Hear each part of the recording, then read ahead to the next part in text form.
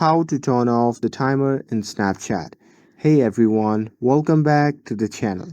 In today's video, I'm going to show you how you can turn off the timer in Snapchat. It's super quick and easy, so now without further ado, let's get started. So first thing first, open the Snapchat app on your phone and make sure that you're logged into your account. And now here, once inside the app, you'll notice that on the right hand side, there are several tools options. So here at the end of the tools option, you'll see the drop down arrow. So just tap on it, and after that, a lot of options will pop up.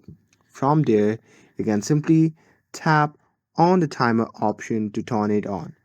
And now, if I press on the camera button, you'll see the time starts counting down before taking the snap.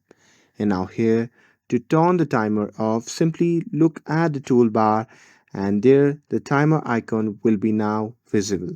So simply tap on it, and after that from the pop-up menu just tap on cancel, and that's it. That's how you can turn off the timer in Snapchat. With this, if you found this video helpful, then don't forget to like, share, and subscribe to get updated for more videos. Thanks for watching, and I'll see you in the next video.